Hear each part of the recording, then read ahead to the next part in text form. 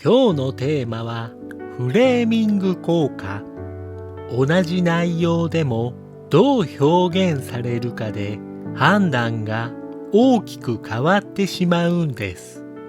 この動画では日常の例と心理的な背景、そして今日からできる対策まで解説していきます。見終わる頃には言葉に振り回されにくい自分になれるはずです。まず、フレーミング効果とは何か。一言で言うと、同じ事実でも見せ方で印象が変わる心理の癖。例えば、成功率 90% と聞くとポジティブに感じる。でも、失敗率 10% と聞くとネガティブに感じる。数字は同じなのに受け取る印象は全く違います。これがフレーミング効果です。買い物の場面ではよく使われています。脂肪分 10% よりも脂肪分 90% カットの方が魅力的に感じる。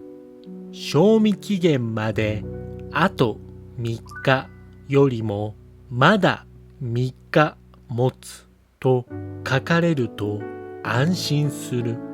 実際は同じ情報でも表現の一つで購買意欲は大きく変わります。政治やニュースでもフレーミング効果は強力です。例えば若者の 60% が政策を支持と表現されると前向きな印象になる。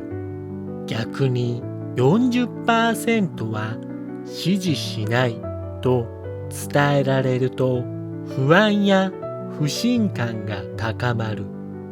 同じ統計でもどちらを強調するかで世論の受け止め方は大きく変わります。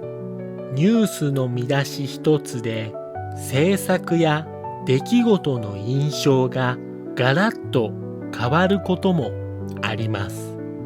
人間関係もフレーミング効果は働きます。彼はいつも遅刻すると表現されるとネガティブな印象。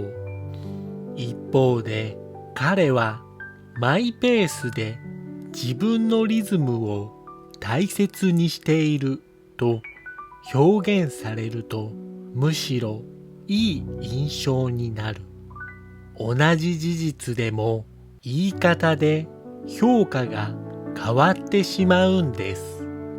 では、なぜフレーミング効果が起こるのか。理由は人が損か得かに敏感だからです。脳は情報をそのまま処理するのではなく、どう表現されているかで感情を動かされる。ポジティブに言われれば安心し、ネガティブに言われれば不安になる。つまり、フレーミングは感情のスイッチを押してしまうんです。それでは、放置するとどうなるか。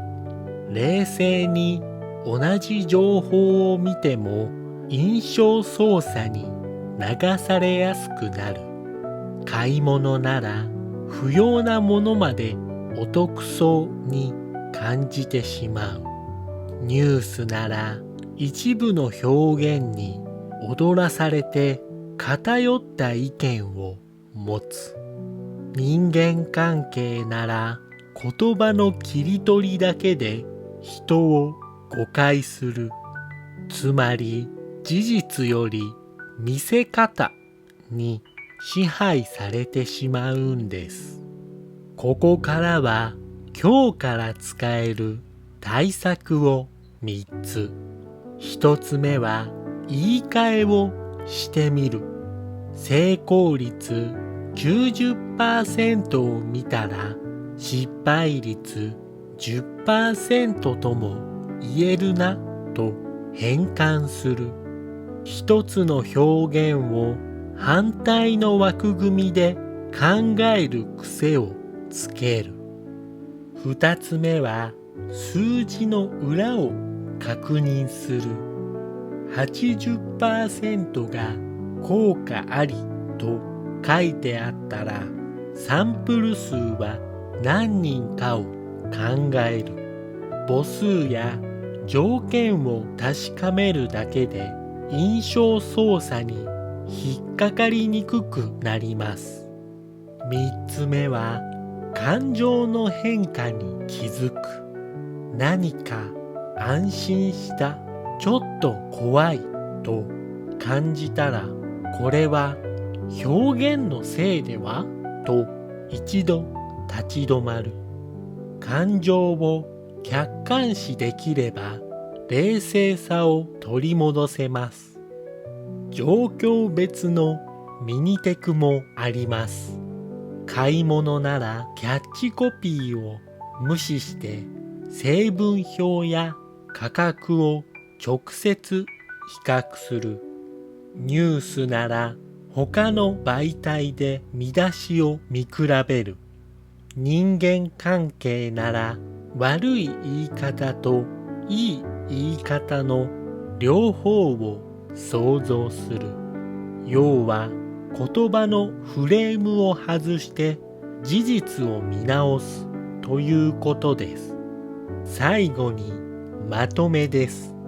フレーミング効果は誰にでも起こる言葉のマジック。言い換えてみる、数字の裏を確かめる、感情の変化に気づく。